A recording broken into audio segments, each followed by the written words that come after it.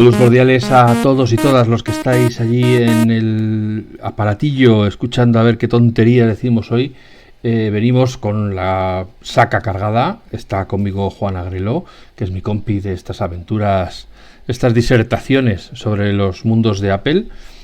Y hoy venimos a hablar con las dos noticias de la semana, que es el aniversario del iMac y la extinción definitiva en la línea de productos de Apple del iPod Touch, que es el último superviviente de la honrada y honrosa gama de los iPod que nos han acompañado durante alguna década que otra. Hola Juan, buenos días, buenas tardes, buenas noches, ¿qué tal estás? Buenos días, buenas tardes, buenas noches. Pues aquí estamos preparados para grabar un capitulito más. En plan nostálgico. Sí. O sea, no sé si nostálgico, remember, porque vamos a hablar de pasado de iMacs y pasado de iPods.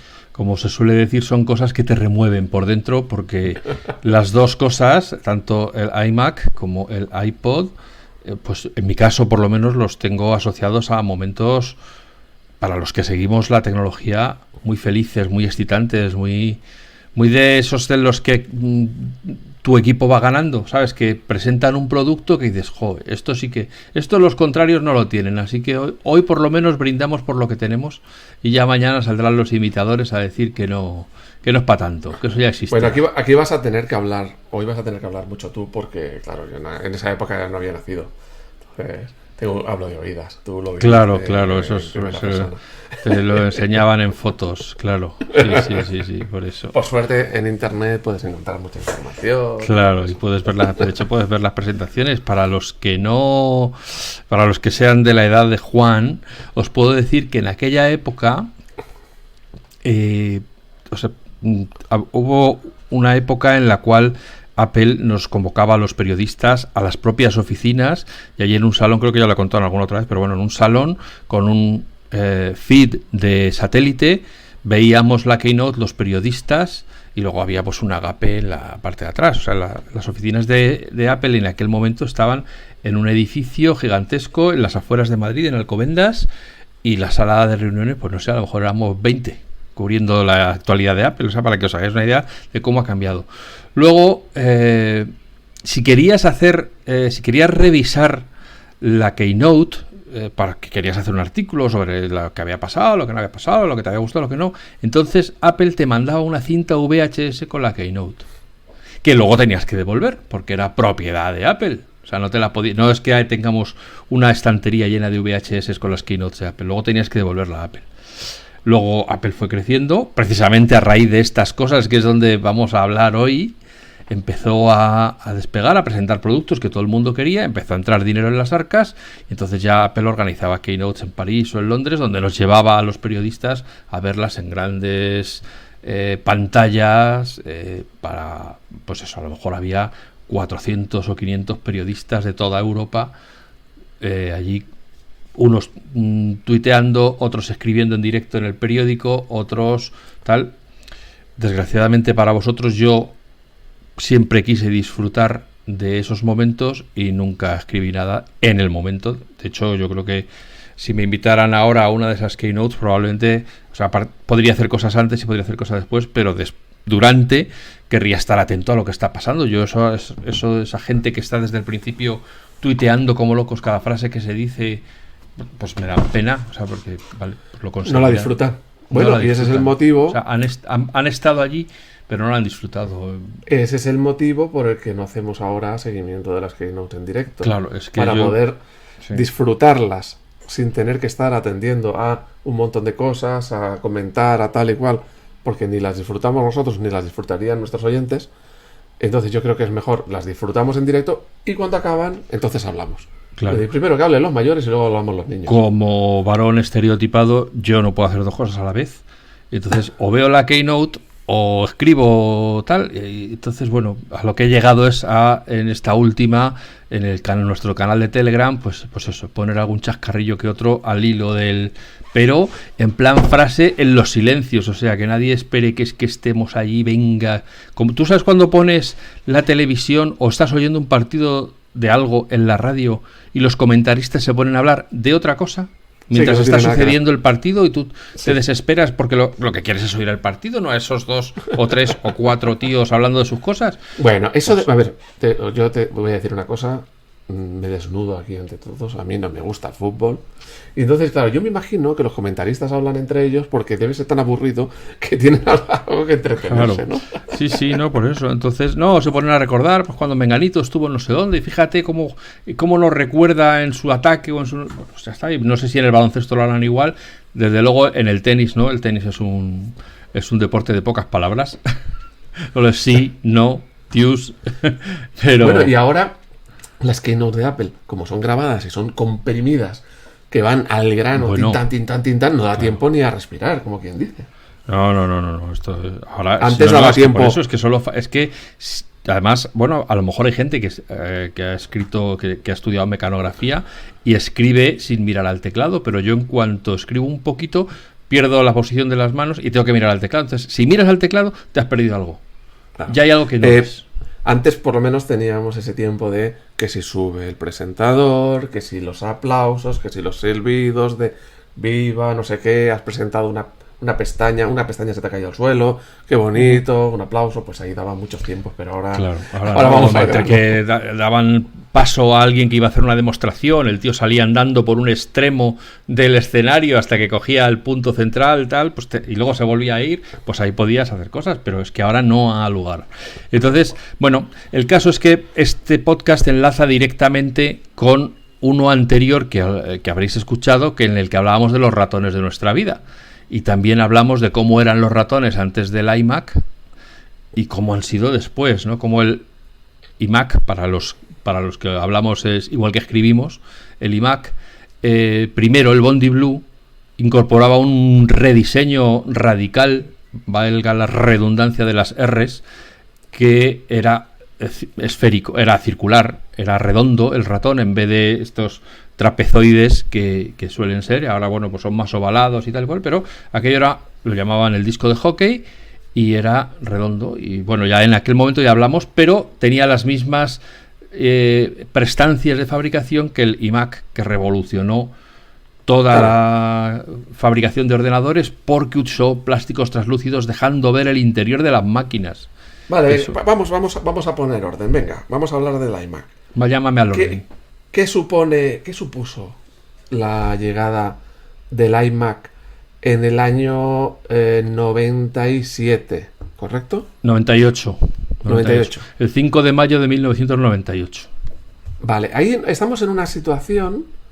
O sea, Apple es fundada en el 77, hacen ahí unas cositas, echan a Steve, se está unos años fuera y regresa. Y digamos que esto es la primera consecuencia visible del regreso de Steve, ¿no? En cuanto al hardware, sí, claro, este fue el Think Different de Apple. Fue el que dijo, vamos a ver, que nosotros no hacemos lo que todo el mundo. Y con esa... O sea, esto se llama hacer una afirmación. Ese era un producto afirmación. Apple piensa diferente y por lo tanto sus ordenadores son diferentes. ¿Qué suponía el iMac cuando en aquella época ves que se presenta esa cosa tan extraña, tan distinta? Pues, bueno, de entrada, por supuesto, era algo... Ya lo hablamos cuando los ratones, incluso los ordenadores de Apple, eran de un color beige clarito o gris, algunos eran de un plástico gris clarito, pero eran cajas verticales u horizontales. De hecho, si alguien recuerda en el EC3, pues aquello le llamaban la caja de pizza, porque era muy plano y cuadrado y tal. Y eran, al final eran como todos, solo que tenían una manzanita con colores como logotipo. Pero vamos, que perdieron... O sea, Apple perdió esa diseño diferente porque cuando sale el Mac, el primer Mac en el 84, ya era diferente a todo. Ahora ya era todo era un formato diferente a todo. Y se convirtió al final, se acabó convirtiendo en uno más como los PCs. En uno más. En la época que no estaba Steve. Claro, primero el primer Mac que presentaron ya era un iMac, porque el primer Mac ya era todo en uno. Ya era la pantalla junto con la disquetera, todo, un único cable que se enchufaba a la corriente y tal. O sea, el formato era el mismo, pero no se llamaba iMac. Eso es. Ya estaba ahí el germen de lo que luego, hasta el día de hoy, sigue siendo los todo en uno, que son, yo diría, como el Ford Fiesta o el Volkswagen Escarabajo, son ese diseño que caracteriza a una marca durante mucho tiempo y que no muere nunca porque es como la insignia de la casa, ¿no? Y entonces aquello fue una revolución total, tanto dentro de Apple, o sea, tanto para los que usábamos Apple como para los que ni siquiera habían oído hablar de Apple. Primero por el diseño industrial. Un monitor... que llamaba a la vista, digamos, ¿no? Claro, aquello era absolutamente radical, diferente, y luego sería aún más diferente cuando empezaron a hacer los iMacs de colores, ¿no? Pero que se vieran las tripas de una máquina, aquello era algo impensable, que alguien pudiera pensar que aquello podía tener atractivo, era, pues eso, una locura, una absoluta locura. Se daba por hecho que los ordenadores eran una caja fea. O sea, era la maquinaria, pues como imagínate que hicieran un coche donde el capó permitiera que se viera el motor. Pues ¿quién quiere ver aquello vibrando y no sé qué? Pues esto igual. O sea, tú piensas que el Mac en ese momento se convirtió en una experiencia completa. Lo encendías, se hacía el chon, te salía una carita sonriente en el monitor, los colores eran diferentes de todo lo que había. No había un montón de cables por encima de la mesa. Solo tenías que enchufar un cable a la corriente y luego el teclado. O sea, es que era súper fácil, que ha sido la insignia de Apple, ¿no? Apple es sencillo, no hay paso 3. Lo enchufas a la corriente, enchufas el teclado y a funcionar. Además, como decía, también fue una revolución dentro de Apple porque eliminó todos los puertos propietarios. El ADB, que hasta entonces habían utilizado, se fue también al cielo de las tecnologías propietarias, y Apple adoptó el USB, que hasta ese momento iba pasando sin pena ni gloria, y de repente llega Apple en el iMac y todos los conectores que pone para los periféricos son USB. Porque en los PCs en aquella época se seguía utilizando el PS2 para conectar el teclado y el ratón, o puertos serie, puerto paralelo. Yo me acuerdo, en aquella época usaba PC, de montar algún ordenador y llevaba, eso me hizo mucha gracia, llevaba un puerto USB, que no sabíamos ya ni para qué era. Y entonces por las plaquitas de atrás ponías un conector. Todavía no habían hecho el estándar USB como es el de ahora, que es un cuadradito, es un rectángulo el conector USB. Y era un redondo, como si fuera un DIN de estos redondos con 4 pines dentro. O sea, ni siquiera estaba estandarizado el USB.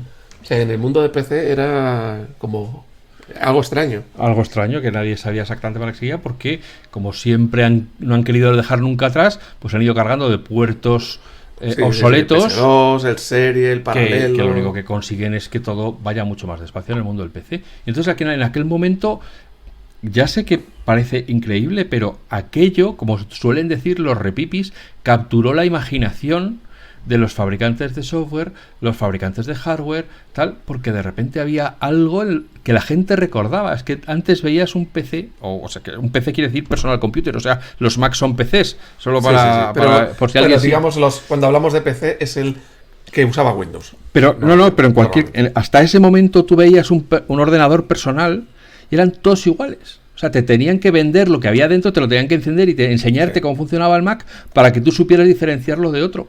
Y una hoja de características o algo entonces así. De repente el Mac con su MacOS 9 y luego ya con el MacOS 10 era algo que la gente recordaba. Veías el anuncio y decías, joder, eso no, y bueno, es que de hecho durante años y años y años yo me compré un Bondi Blue. Bueno, creo que ya lo conté en otro episodio que me lo compré. La gente venía, los que venían del mundo del PC, les decías que aquello era todo el ordenador y se asomaban debajo de la mesa porque no te creían. Era pequeño y compacto para la época. Parecía un monitor, parecía solo el monitor. Y ya está. Es que las torres, lo que le llamaban la torre era la caja del ordenador. Claro. Del PC ya eran grandes en aquella época. Eran un trasto de muchos kilos, De muchos kilos, con mucha chapa dentro, ¿no? Mucha conexión, muchas bandejas, muchas tal. Y encima estaba la parte translúcida, que era lo que era el Blue, y luego la parte, digamos, sólida, la parte de abajo, donde estaba el CD y el altavocito y la conexión de los auriculares y del micrófono, era como, claro, para los que no son de diseño, pues no lo van a entender, pero era como si fuera un plástico verjurado, es decir, tenía como una textura acanalada que era ondulada, que hacía un diseño más clarito, más oscuro. Oye, tendremos que poner explícito en este capítulo por esas palabras que has dicho. Sí. Del jurado. Perdonarme los dejes. Pero... Oye, si lo dices eso 3 veces delante del espejo, ¿te conviertes o te aparece una bruja o algo? Eso sí, no, yo perjuro y perjuro. Así que... Oye, pero un momento, ¿tú tuviste ese primero? Yo tuve ese primero. ¿Y ya tenía CD? Y ya tenía CD. ¿Y ahí es donde se cargaron la disquetera? Ese ya no tenía disquetera.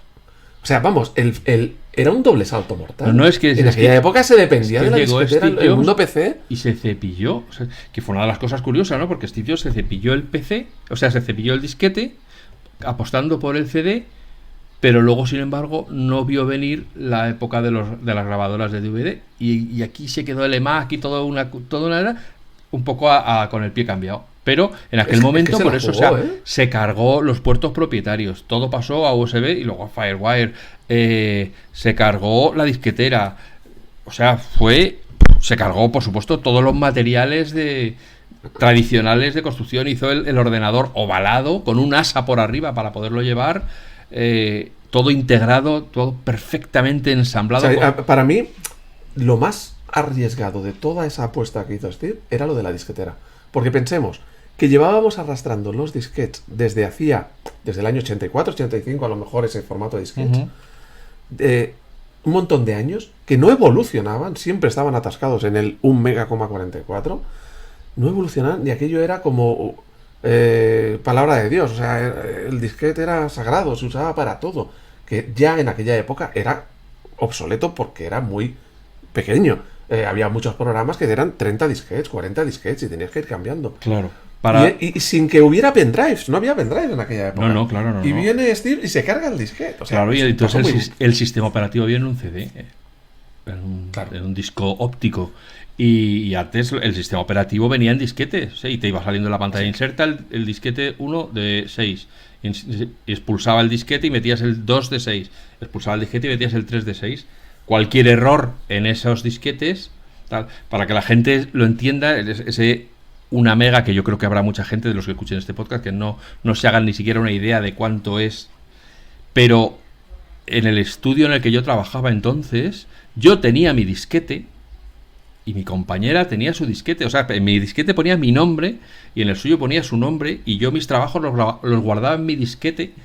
Y eso iba conmigo. De hecho, lo tengo guardado en un cajón todavía.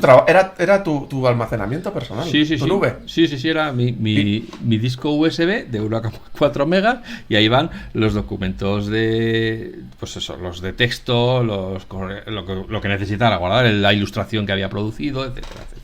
Y pensamos que a día de hoy, una foto que haces con el iPhone ya te ocupa 3 megas a lo mejor. Sí. O sea, estamos hablando de que eso era 1,5 megas lo que podía meter en un disco. Claro.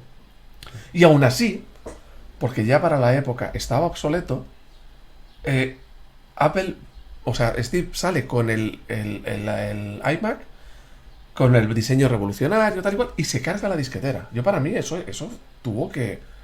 Bueno, pues eso, difícil. Pues lo que se llama borrón y cuenta nueva. Dijo, Apple estaba, como han dicho, al borde de la quiebra, que no es exactamente lo mismo que se entiende en Europa por la quiebra.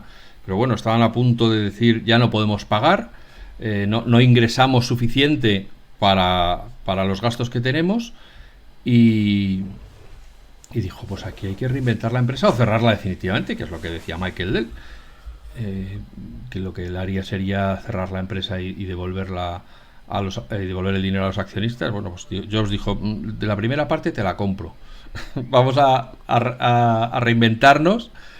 Pero lo que vamos a hacer es reflotar esta empresa a base de investigación y desarrollo e innovación. Y en esas siguen. Lo alucinante, estamos hablando del 98, es decir, hace 24 años. El primer iMac se presentó hace 24 años. Que es muy fuerte. Y bueno, tenías ahí un equipo que pantalla de tubo, de estas... Claro, un CRT, un CRT grande. Aún así tenía un asa para facilitar el transporte. Que no era ligero, o sea, tenía asa, pero tampoco era para que no era para que te lo llevaras para acá y para allá continuamente, o sea... Bueno, pero si tenías que hacerlo, no era difícil. No, o sea, lo cogía. Sobre todo lo que era muy fácil era guardarlo y montarlo. Es decir, tú desenchufabas tu cablecito, que el primer iMac tenía una tapa, aunque luego se la quitaron, para tapar incluso la parte donde se conectaba el cable y que solo se viera salir el cable. Pero ya está, desenchufabas la corriente, cargabas tú tal, y te ibas andando con eso, lo metías en el coche donde fuera y te ibas a trabajar a otro sitio. Hay un anuncio del iMac que me encantaba, porque aún a día de hoy está vigente, que estaba buscándolo en YouTube, Transit o algo así, o Traffic o algo así, que salía desde el año... sí, mira, Apple iMac Traffic Commercial. Reprodúcelo. Apple iMac Traffic Commercial. Reprodúcelo y lo oímos. No sé si lo voy a oír porque no sé cómo tengo la configuración, pero le digo a los oyentes que lo busquen, porque no es para oírlo, es para verlo. Entonces te va enseñando un PC. Primero empieza por un PC normal de la época, tiene su monitor, su torre, sus altavoces, y hay un jaleo de cables por detrás, bla, bla, bla, un montón de cables. Y va dando la vuelta y se oye un ruido de tráfico de fondo, como un atasco. Pitos, coches, tal, brr, y va dando toda la vuelta al PC. Y luego sale el iMac, limpio, donde solo hay un cable. Y luego el cable de teclado. Y claro, digo, a día de hoy, aún en mi oficina donde yo estaba trabajando, ahora con el teletrabajo y tal, pero tenía todo lleno de montones de cables en 20 años después. Digo, 20 años después el PC no lo ha solucionado. No. Y ya alardeaban de ello. Igual. Para todos aquellos que no lo vivieron, el narrador de esos anuncios es Jeff Goldblum, al que los más jóvenes le conocerán por ser el científico de Parque Jurásico. Esa es la voz que se oye en off, y que de hecho hizo también algunos anuncios donde él salía, ¿no?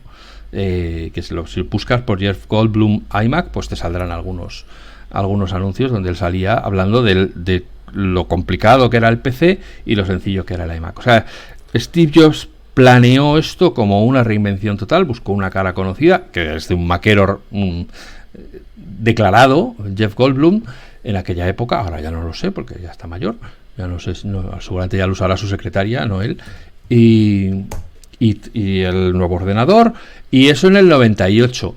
En el 2001, el 23 de octubre, Apple presentaba el primer iPod en castellano, iPod en inglés. Es decir, 3 años y medio, vamos a decir en números redondos después, cuando digamos que el iMac ya había conquistado se volvía a hablar de que la cuota del Mac volvía a subir, que después de todo tanto de digamos que le había quitado de esa situación empezaba de números tal, pues de repente Apple saca ese reproductor de 1000 canciones en tu bolsillo, sin rueda de clic. En aquel momento eran botones normales y corrientes, de hacia arriba, hacia abajo, hacia adelante. Me he preparado, Fijaos, una cosa. Estábamos hablando de que Apple ya ha salido de esa crisis, digamos, de que estaba a punto de la ruina, y nos presenta con tan poco tiempo después un dispositivo que yo creo que le hizo ganar mucho más dinero que los ordenadores, digamos. Ahí es donde Apple ya deja de ser una empresa de ordenadores, como quien dice, para ser una empresa de más cosas. De consumo. El primer iPod es del 23 de octubre del 2001. Era un iPod con rueda mecánica de 10 gigas. Había una versión de 5 gigas y otra versión de 10 gigas. Aún así, para 2001, 5 gigas o 10 gigas en la mano era una barbaridad. Claro. Es que tenéis que pensar que en aquella época Estábamos hablando de los disquetes de 1 mega. Aquí estamos hablando de 10.000 disquetes. Claro, pero es que además los MP3 que había en aquella época, pues a lo mejor tenían, pues no sé, 24 megas o 128, ya los caros, ya los 156 megas. Y de repente llega Apple, que este argumento sonará a todos. No van a vender ni uno porque es carísimo. ¿Quién va a querer gastarse lo que costara los $400 o lo que costara el primer iPod en un reproductor MP3? Por Dios, ¿quién se va a gastar 400 cuando los tienes por $12? Claro, yo recuerdo esa época, pues de algún familiar, de un reproductor de Creative, de tal. Claro. Pero eran unos reproductores llenos de botoncitos, llenos, o sea, muy molones por fuera. Bueno, molones. Que querían ser molones. Plasticorro, sí. Mucho plasticorro, mucho tal. Pero sí que era una causa de problemas constante y de una capacidad muy pequeña, porque o sea, había que meter música muy comprimida para que realmente... Para que tuviera suficiente música. Claro. Sí. Además, el primer iPod que se presentó era FireWire, lo que era exclusivo para Mac. Es decir, claro, o sea, que era, lo comenta. Si has dicho lo de los disquetes, lo del iPod ya fue para decir, pero este tío está para que lo encierren. O sea, no solo saca una cosa súper cara, sino que encima la saca solo para Mac, que es el 3% del mercado. Solo el que tenga un Mac se puede comprar un iPod. Claro, pensemos una cosa. Estamos hablando de que en esa época el USB era un puerto que solo era capaz de transmitir 1 mega por segundo. 1 mega por segundo es poquísimo. Entonces, para cargar de canciones un iPod, te podías volver loco con esos tamaños. Entonces, en esa época existía el FireWire. El FireWire era un puerto muy profesional que se utilizaba en cámaras de vídeo, sobre todo, que era 400 megas por segundo, o sea, 400 veces más rápido que el USB. Aparte tenía otras ventajas, por ejemplo, mucha más potencia eléctrica. Podías cargar para suministrar. Entonces, digamos, el FireWire era la versión profesional, la versión decente del USB. Pero los PCs, casi ningún PC tenía FireWire. Entonces, como tú dices, lanza un dispositivo que solo funciona con Macs. De modernos, además, claro, de Macs modernos. Claro. Y no solo eso, la segunda versión de 2002 también era solo FireWire. Es hasta 2003 que no sale una versión que lleva USB. Pero ojo, el USB solo para sincronizar datos. La carga la seguía haciendo por FireWire.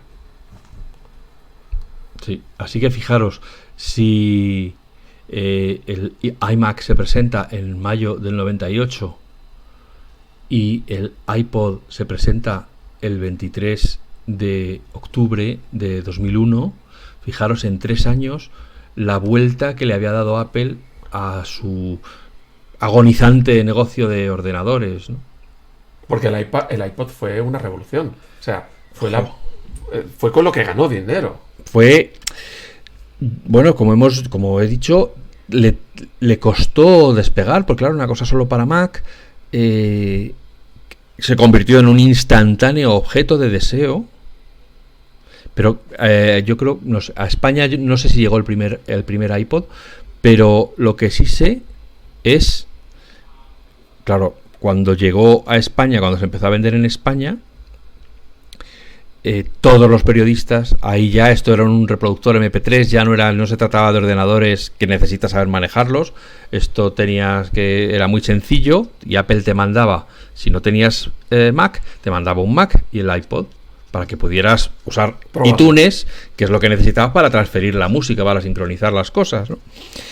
Y yo recuerdo, claro, entonces por delante de nosotros porque la cantinela de Apple siempre ha sido la misma. Con vosotros no hacemos nada porque lo que nos interesa es ampliar mercado. Todo el que lee FacMac ya usa Mac, entonces a vosotros los que os den por ahí, sois los últimos de la lista porque vosotros no nos vais a traer nuevos clientes.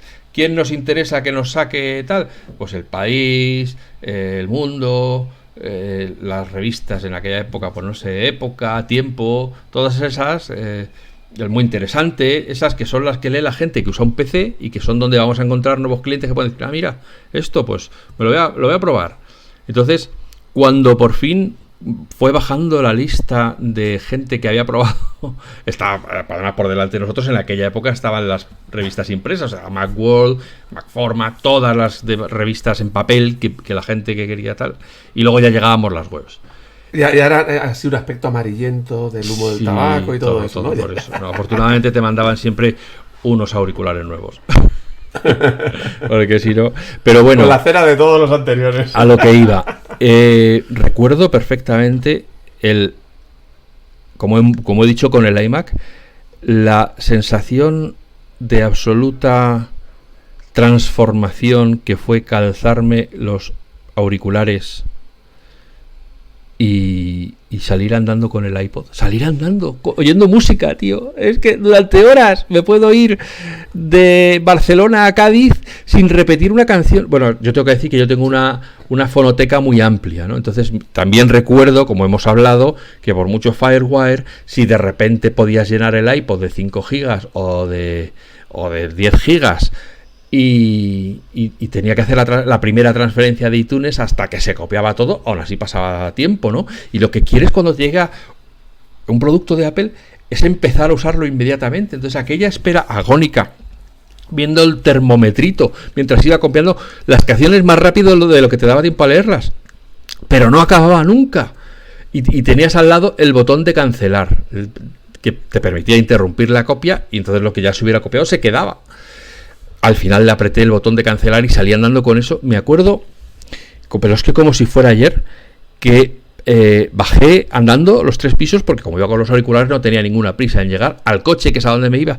Y me acuerdo de la sensación de frustración de montarme en el coche, oyendo mi música. Aquí se acabó. Y decir, ostras, me tengo que quitar los auriculares. No quiero. Pero no voy a conducir con auriculares, claro, porque soy consciente del peligro que supone. Me acuerdo esa sensación de decir, esto lo ha cambiado todo. O sea, no quiero volver a ponerme otro... o sea, es que desde entonces tener que cambiar el CD... yo tenía en aquella época lo que se llamaba una cadena de música. Pero hablas en casa. Físicamente lo que todo el mundo tenía era una cadena, y si escuchabas mucha música lo que tenías era una cadena de música con un cargador de CDs que te permitía poner 5 o 6 CDs a la vez.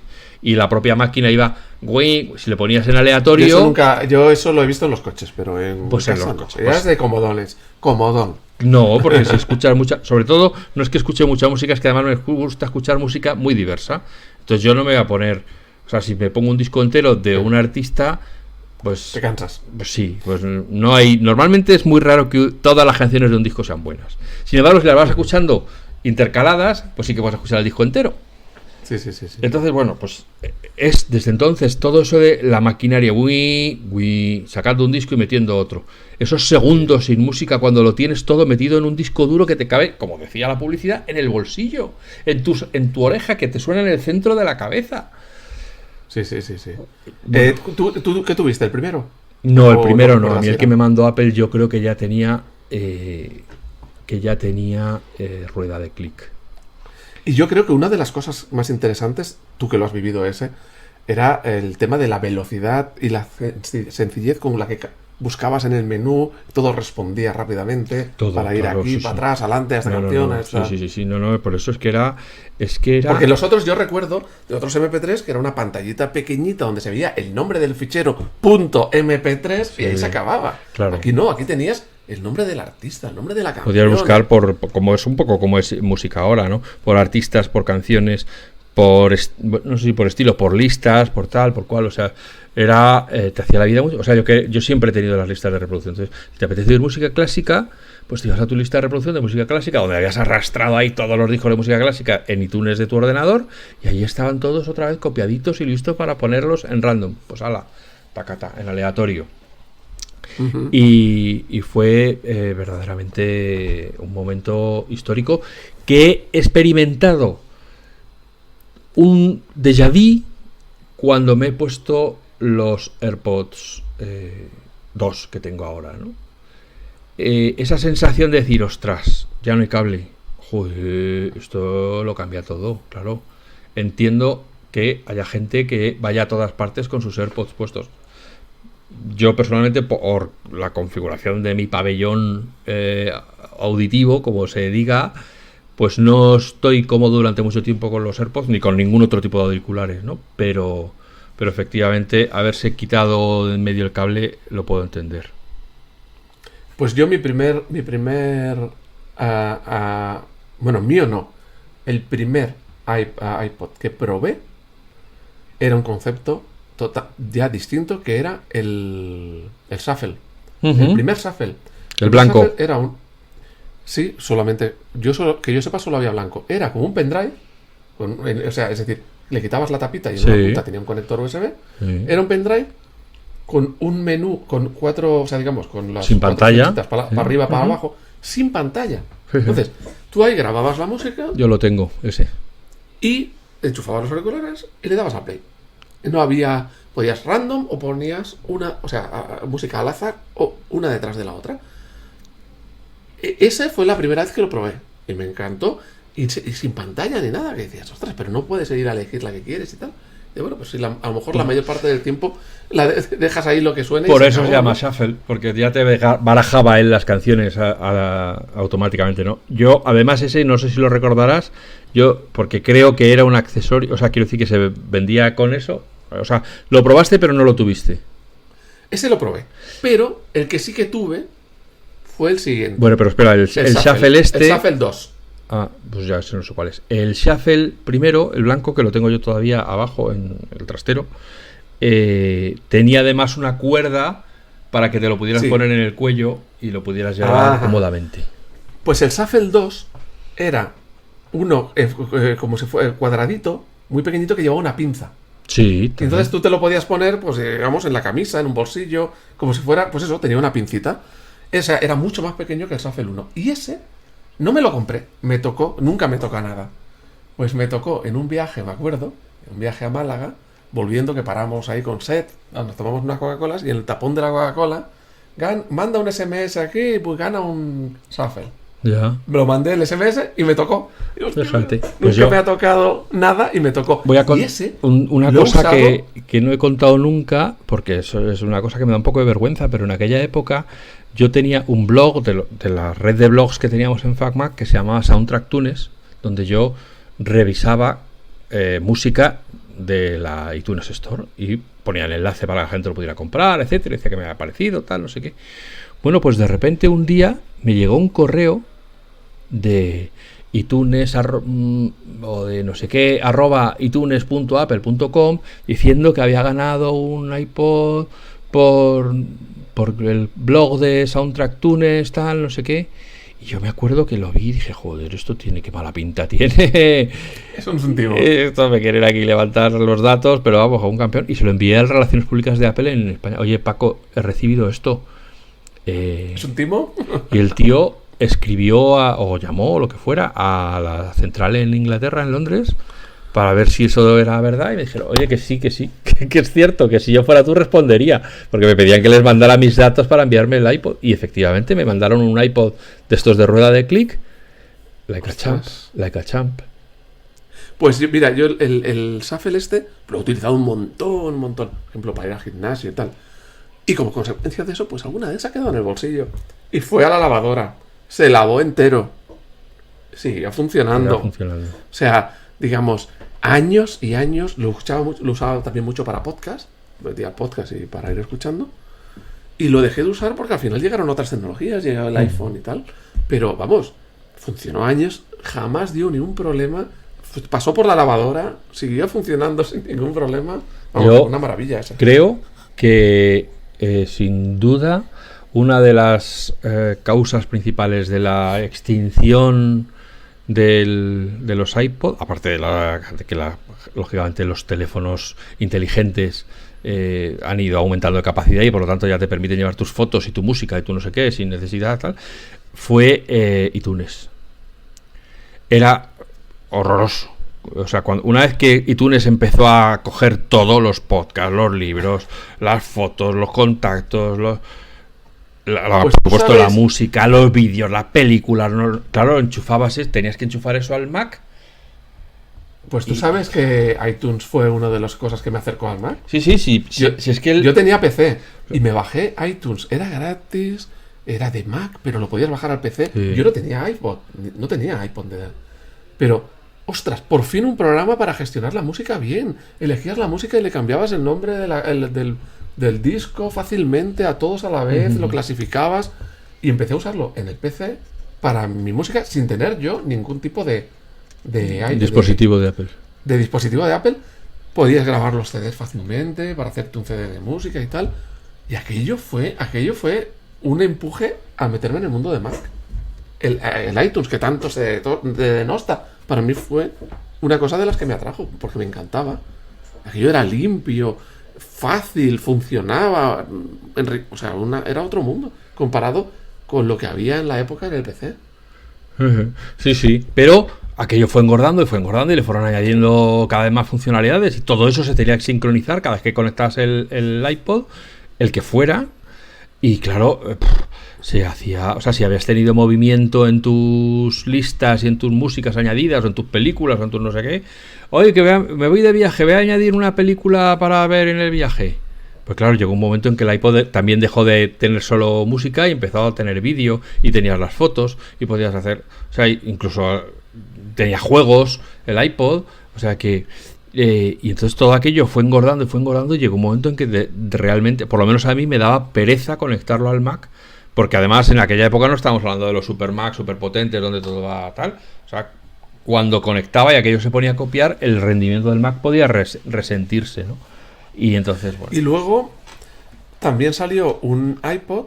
Yo tengo que decir que creo que, no sé si todos, o porque a lo mejor ya te digo, el primero o el segundo me los perdí, pero luego yo creo que todos los demás iPods que han salido los he tenido. ¿Qué dices? Sí. ¿Y los mantienes? O sea, los tengo, sí, los tengo ahí en el trastero. Madre mía.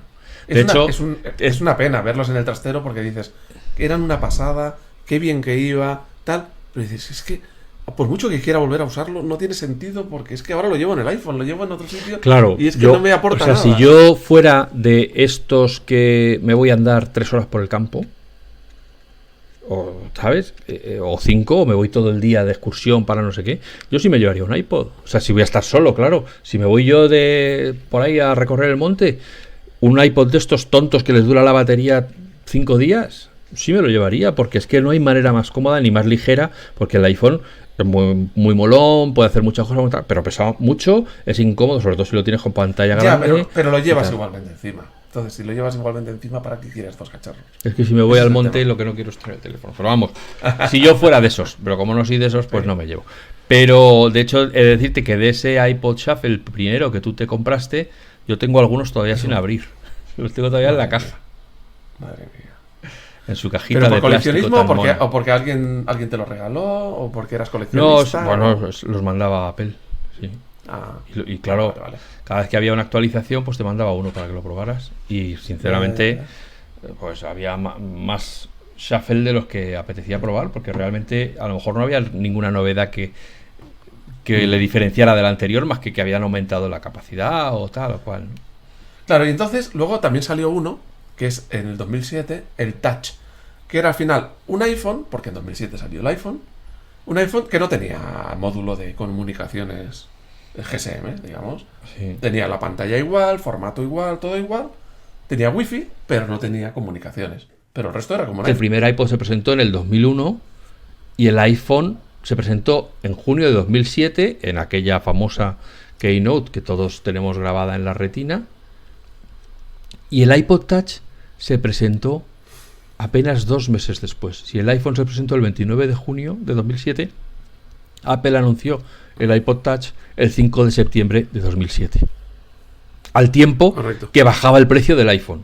Pero bueno, eso es otro tema.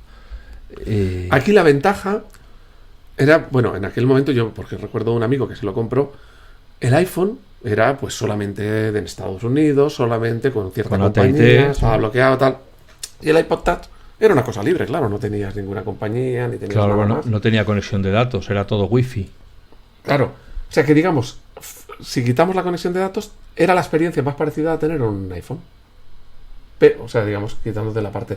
Y la verdad es que yo conozco a un gente que tiene ese iPod Touch de 2007 y sigue ahí funcionando, lo tienen conectado a una cadena de música y sigue funcionando perfectamente. Cuando lo usas es aquella interfaz antigua, que se ve viejuno porque la interfaz del diseño ha cambiado mucho, pero sigue funcionando perfectamente, igual de rápido, igual de bien, vamos, ninguna diferencia. No, además es que, como ponía en el artículo de FacMac, estas cosas las conectas y de repente es como de repente oler un perfume de tu infancia o visitar un sitio en el que conoces muy bien. Te vienen de repente tal cantidad de memorias, de momentos asociados a esa... Yo me acuerdo cuando empezábamos todos con el iPhone y tal, una de las primeras aplicaciones que salieron en el App Store fue el ruido del sable láser.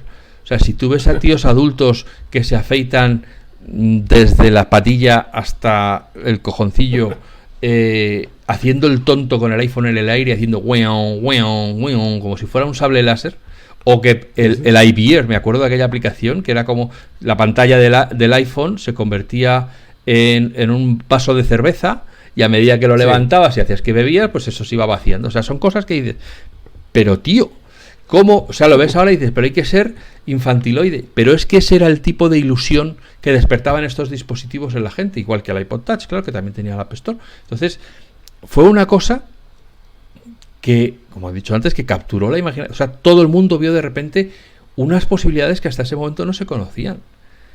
Y claro, estoy hablando del 98 del iMac al 2007, más 9 años. Sí, o sea, en muy poco tiempo ya tenemos fue una revolución en el mundo iMac, de la informática. El iPod, el iPhone y el iPod Touch. Claro, y realmente el gran cambio ahí ha sido el iPhone, que es lo que más ha revolucionado el mundo. Pero digamos que en muy poco tiempo ha ido uno tras otro. Y bueno, en ese momento en el que sale el iPhone y el iPod Touch y tal, estamos en un momento que Apple se apoya mucho en sus finanzas, en su negocio, en el iPod. Pero el iPhone iba a comerse el iPod. Estaba captado, o sea, de hecho, estaba destinado a comérselo. Ya en su presentación decía Jobs, un navegador de internet, un teléfono y un reproductor MP3. O sea, no dijo no creo que dijera un iPod Touch, pero dijo un reproductor MP3. O sea, desde el principio estaba claro que esa era la máquina para gobernarlos a todos. Ahí dentro iba a caber todo. Fíjate que, por ejemplo, no tenía cámara. No tenía cámara, ni tenía selfies, ni tenía... O sea, había muchas cosas que no tenía, pero ya tenía el reproductor MP3, ya tenía un iPod Touch metido dentro, ¿no? Sí, vamos, que sí, exactamente. Que si tenías el iPhone, ya no ibas a faltarte nada con comparación con un iPod. Bueno, quizás la única diferencia en aquel momento era que el iPod tenía mucha más capacidad de almacenamiento, porque el iPod en muchos modelos usaba un disco duro miniaturizado, mecánico, pero miniaturizado.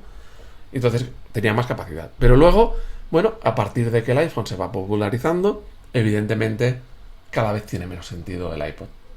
Va que el iPod Touch yo creo que enseguida se convirtió en el regalo estrella de comuniones, de cumpleaños, de reyes, de tal, porque era, claro, para un niño, como no tiene datos, pues siempre solo lo puede usar para tal, cuando está en Wi-Fi, en un entorno controlado.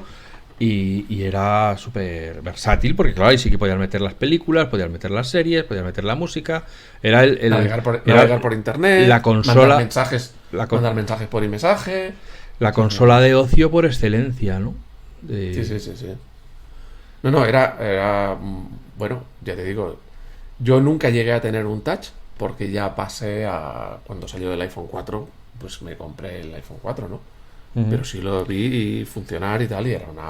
Bueno, cuando se lanzó, lógicamente en el 2007 todavía no había App Store. En ese momento Jobs dijo que el futuro eran las apps de vía web, porque claro, había conseguido que YouTube desarrollara la aplicación que Google desarrollara la aplicación de YouTube para el iPhone. Y entonces me imagino que... Era una aplicación nativa. Es claro que también eso es lo que supuso el lanzamiento de YouTube, al poner eso en la pantallita de todo el que compraba un teléfono, ¿no? Pero... Y me imagino que en ese momento estaba todavía comprando, por interés, la filosofía de Google de que todo tiene que ser vía web, porque es lo que le interesa a Google, que todo sea vía web. Bueno, y en aquel momento tenía una ventaja, que las cosas fueran web. Que si Apple había desarrollado un navegador web, pues ya tenía el problema solucionado. Montar una App Store era una herramienta de desarrollo de aplicaciones para los desarrolladores, una App Store, en ese momento, como tantas veces, digamos que si conectas las líneas de puntos, pues sabes que Apple ya estaba trabajando en la App Store, pero no lo podía decir. Y además necesitaba tener los dispositivos ya en la calle para que los desarrolladores quisieran desarrollar, ¿no? Entonces ese año de vértigo hasta que al año siguiente, creo recordar que fue solo un año después, cuando Apple anunció la App Store, cuando Steve Jobs anunció la App Store, se había producido ya todo el fenómeno del jailbreak, los desarrolladores pidiendo que Apple les dejara meter mano al dispositivo, tal, no sé qué, y al final, pues cuando la tuvieron lista, la lanzaron. Y aquí la tienes, Apple, metida en problemas antimonopolio en todos los países civilizados. Bueno, y al final, hasta ahora ha durado el iPod. Me parece muchísimo. O sea, me da que ya ha durado ya 5 años más de lo que debiera. Es más, Apple tenía muy abandonado el iPod Touch. Sí, claro, porque es que no se vendía ya apenas. Es que yo creo que en esto todos más, todos hemos pensado al ver la noticia, qué pena que se retire este producto, pero al mismo tiempo y se seguía vendiendo el iPod Touch. O sea, es un poco esa dicotomía de qué pena que lo quiten, pero me sorprende que se siga vendiendo. Yo pensaba que ya lo habían quitado hacía mucho tiempo, ¿no? Porque realmente nadie habla ya del iPod Touch. Claro, y eso que en peso y tal, pues es claro, para muchas cosas es mucho más cómodo que un iPhone, porque es mucho más finito, mucho más ligero, mucho más tal. Pero bueno, esas cosas que solo por acabar con el episodio, para que planteéis mentalmente el arco temporal que estamos hablando.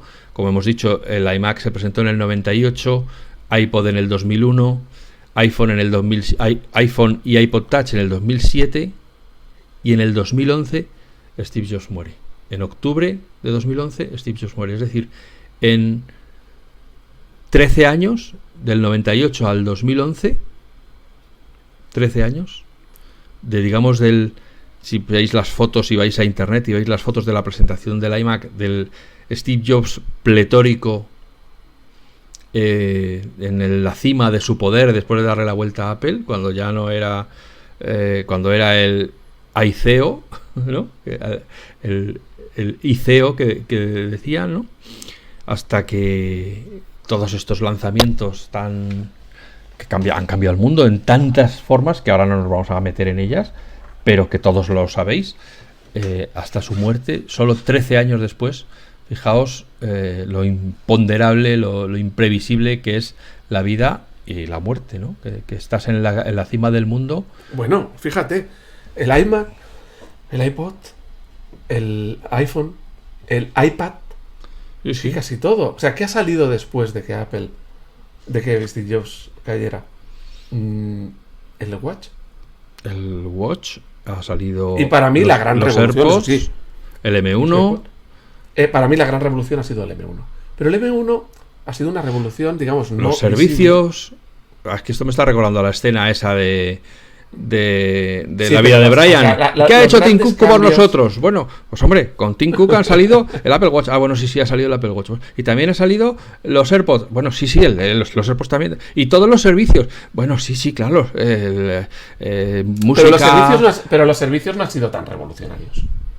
Digamos, hombre, yo creo que ves el Fitness Plus y ves lo que está diciendo la Pelotón, que está pidiendo poco más o menos que la bombona de oxígeno, y dices, ostras. Eso nos tienes que contar en un episodio más detalle sobre eso.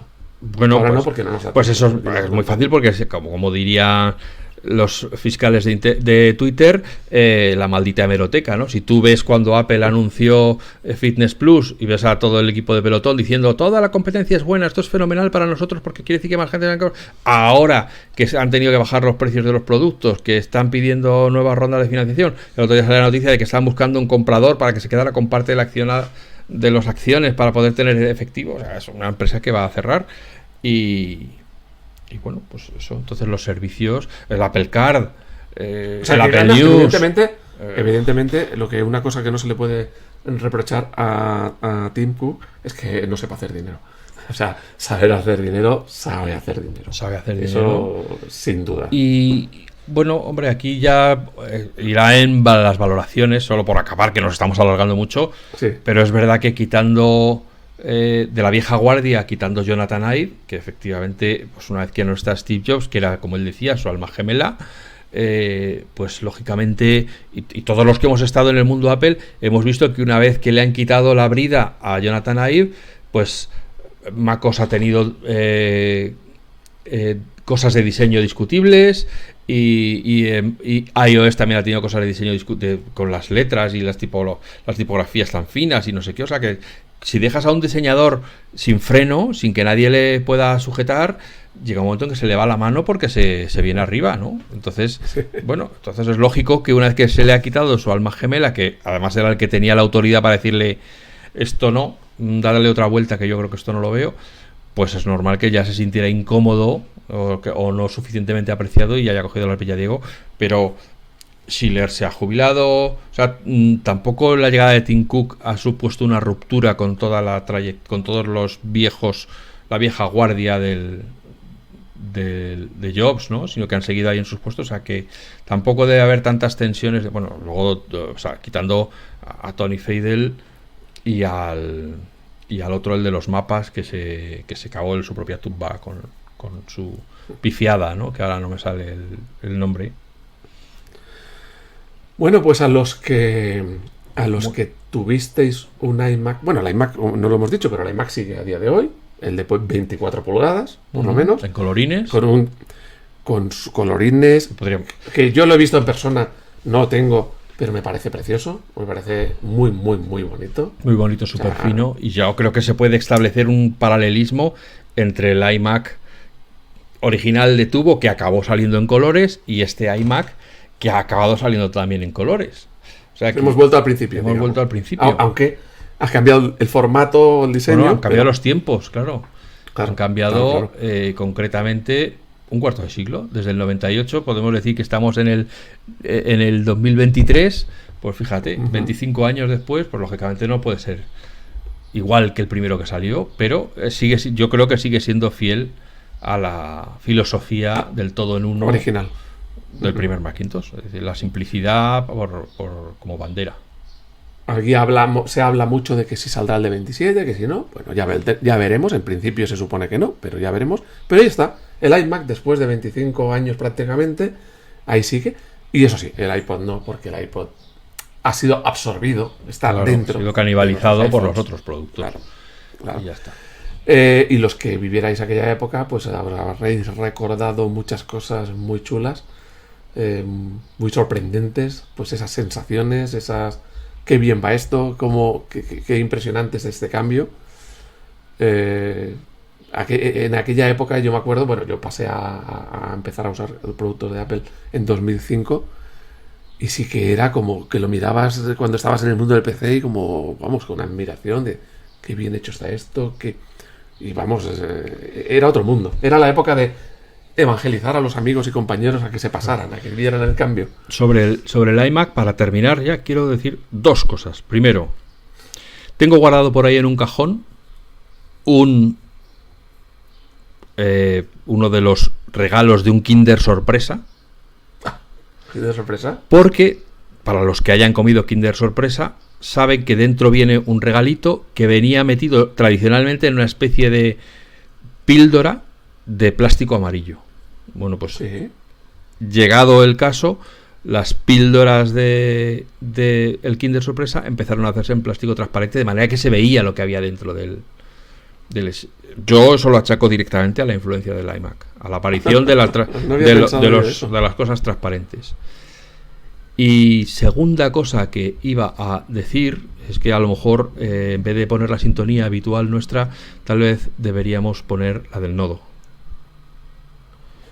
Porque claro, para mucha gente esto habrá sido una especie de cosa antigua. Aún estás a tiempo. Aún estás a tiempo.